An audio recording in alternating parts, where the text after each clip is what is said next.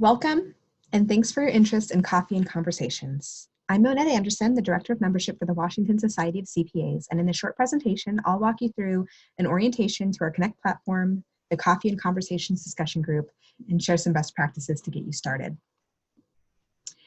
If you're a savvy job hunter or a new professional or student, you probably stay on top of research and trends in the profession. You might have a plethora of LinkedIn connections and pore over websites to learn more about the companies you're interested in. However, in this day and age, networking is a hugely underrated skill, as 80% of jobs are filled before they're even posted. Whatever your goals might be, finding a new job, gaining new clients, finding referral sources later in your career, networking can further your aim. The more people who know about you and your goals, the more you can leverage an army of people working and connecting on your behalf. Not convinced? Here's some other stats to chew on. Only 11% of LinkedIn users have more than 100 people in their network. However, the average CEO has 930 connections.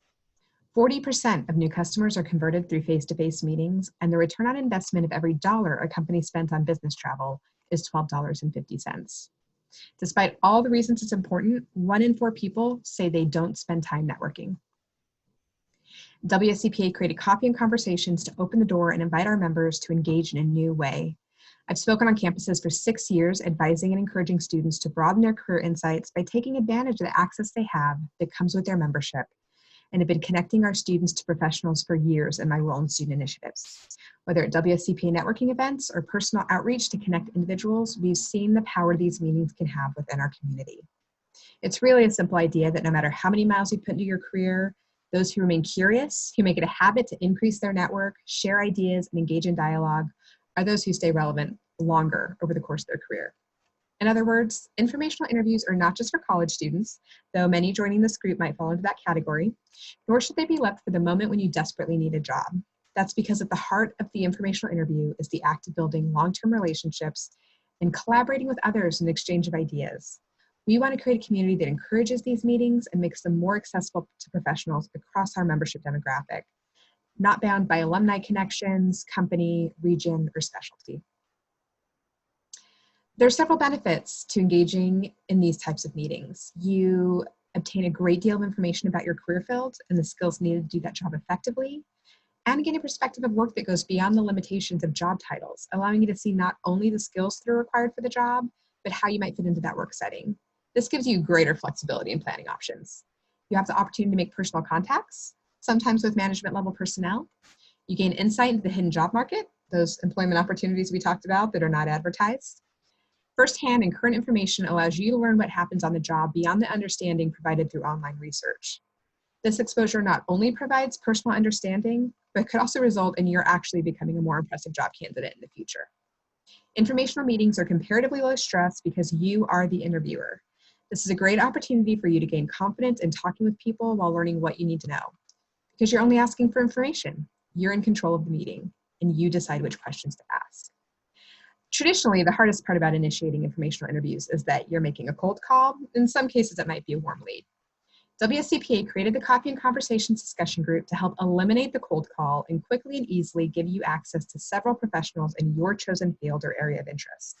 By visiting our Connect group, you can easily find professionals by accounting segment and specialty, search fellow university alumni, or access individuals and companies you're interested in one day working for. We'll show you how to make these connections. At this point, I'd like to show you how to use Connect and introduce you to our Connect community. To find the Connect community, you will want to visit wscpa.org, our website, and go to Community, and down here you will find Connect. If you've not logged in to your member portal before, you'll be prompted to do that when you hit the Visit Connect button. You can reset your password or set up your account there. Once you're in Connect, you'll find yourself on the dashboard to the Connect group page where all the groups meet and have access to information and discussions, blog posts, recent news, lots of information in here. To get you started in the group, you'll want to go to the My Group pages and find groups to join. Once you're in here, you can either search up top or scroll down to the Coffee and Conversations resource group where you'll see a Join Group button. As I'm already joined, I'm just going to go into the group. You'll have an overview of the group here, and I want to introduce you to the Resources tab, and highly recommend that you visit this Resources for Students and New Professionals. This will walk you through the program in a little bit more detail. Also have some of the things we discuss here today for best practices, and it even includes an email template for you to use to start having your meetings. So it's a great resource for you to get started. We also have a list of questions you can use for those professionals for those meetings. We will put any events that we think are relevant to this group, upcoming things happening at WSCPA here. These links will take you straight to the website where you can register for these events. In members, you'll find anybody who's joined the group, whether that's the students and new professionals or the leaders, but for your interest, you're probably going to head to the leader tab first, as that's going to give you the database of all the volunteers who basically agreed to be part of this group and have these conversations with you. Once you're here, you can click through their profiles to read a bio and learn a little bit more about them, any best tips they have for reaching out to you, and you can message them directly here through this blue message button. Another great resource in this group is the search toolbar.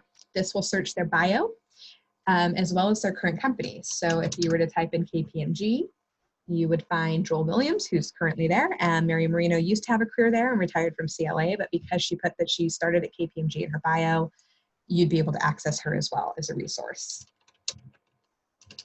So this works, as you can see, for many companies and backgrounds, and also search by university